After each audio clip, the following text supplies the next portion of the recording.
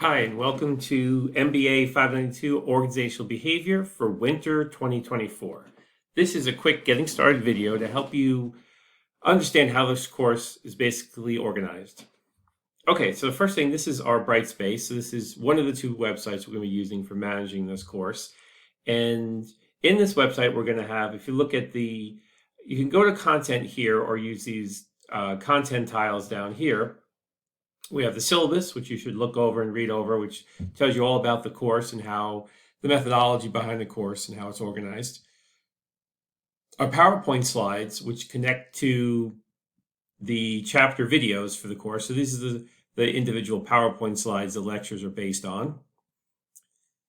The assignment papers. So over here in the calendar, you see that you have two papers, one due on the 12th and one due on the 19th. So we have a paper in the CEO profile paper and a company culture paper. To do these papers, you can click on either assignments up here or paper assignment papers over here. So when you click on the assignments, and you'll see that you have two assignments here, CEO paper and company culture paper.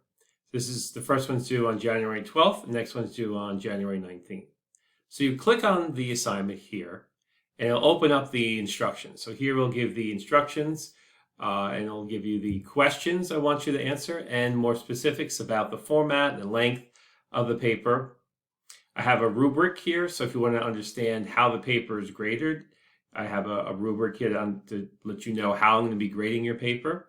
So once you are ready, you can answer these questions. You can submit a Word document or a PDF. So to submit the assignment, just go down here and click on Add a File, and then you can browse your computer to find your paper and submit, and then click on Submit button to submit your paper to me. So this is where you're going to submit these two papers. There's also the discussion boards as an assignment. So if you click up here, each week we'll have a discussion board. So we have a week 1 discussion board, which I have a number of questions here. So if you click on the discussion board, you'll see that I expect each student to post one original response to the questions and at least 3 replies to other students. Each post should be 100 to 200 words at a minimum. Figure 200 words at least for when you're creating your original post, and maybe 100 words for a reply. Now, when you're ready to answer these questions, the discussion questions, you want to, the easiest way for you to answer them is just to copy them out of here. Click on Create a Thread, enter your name, and then you can just put the questions in here and just answer the question, have the question there, and you can write your answer in underneath the question. So that way it's very organized. You can even copy this, put it in Word, write it out in Word, so you can use your spell checker and then come back and cut and paste it in here and then just hit post. Now, once you've posted your questions, you'll be able to read the other students' questions, and you'll also be able to rate the other students' questions from 1 to 5 anonymously. So for each week, we have discussion questions that will be open until Friday, 11:30 p.m. So if you could post your replies earlier in the week, that'd be great, so give the students another chance to read. So if you post your originals on Monday or Tuesday and your replies Wednesday, Thursday, Friday, we can keep a more active and lively discussion board question. So we have 3 different discussion board groupings, 1 for each week. Sometimes I might ask you to watch some videos, like in the last case. Okay. All right. So now in the grade book, this is where you'll be able to see your grades for the class. So for each of the projects, each paper would be 200 points, and each discussion question is 133 points. So the discussion questions are quite valuable, so you don't want to miss those. Now, these are just the assignments due on the Brightspace. So for Brightspace, under assignments, you have your assigned papers and weekly discussion boards. Okay. Now, we also have our chapter videos. So if you click in here, this will open up a video list. So here will be a list of videos to watch for the course that cover all the chapter videos for the class.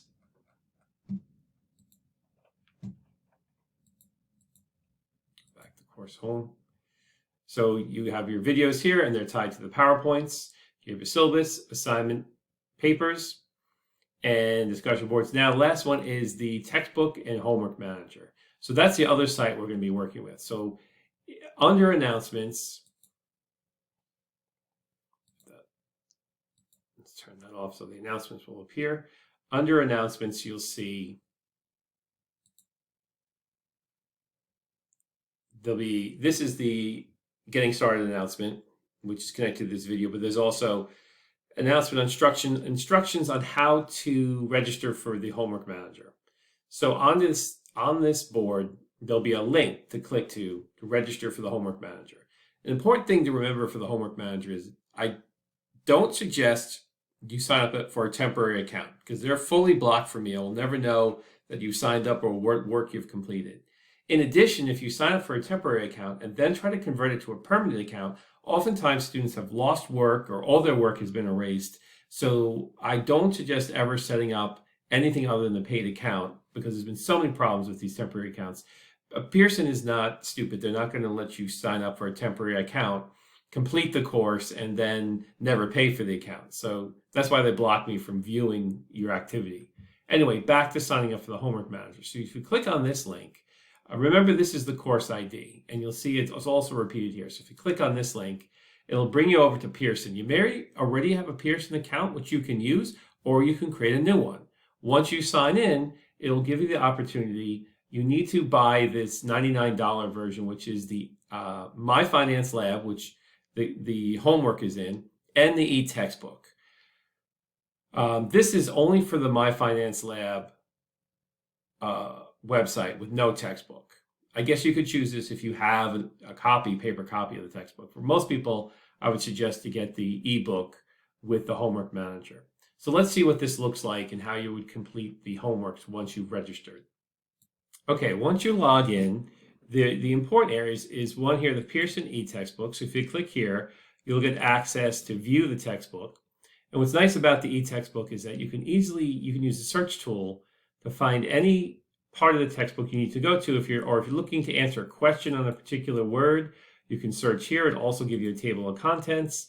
It'll let you change the display, bigger or smaller, depending. So there's a lot of functionality and usability in this online textbook.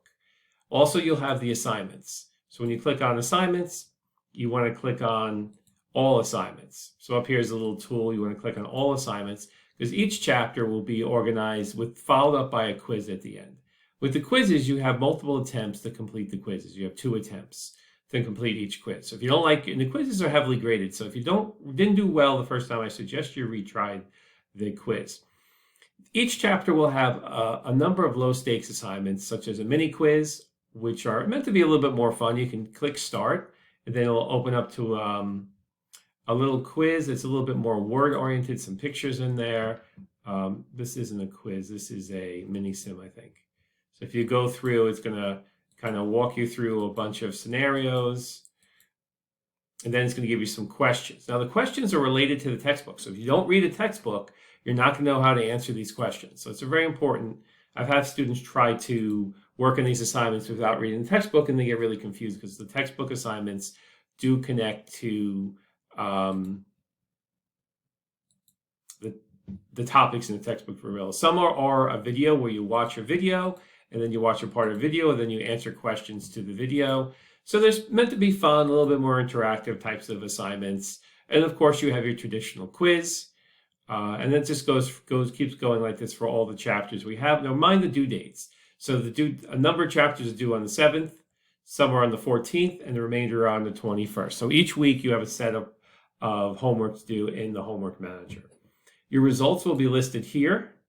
So here will be your results for all your homework. So I will also put in here your points for the papers and for the discussion board questions in the calculation. So that will be under other. So your grades under other will list the other assignments from Brightspace. So all your grades will be here in My Finance Lab, and your final grade will be in this circle here. Will give you a percentage score for the class.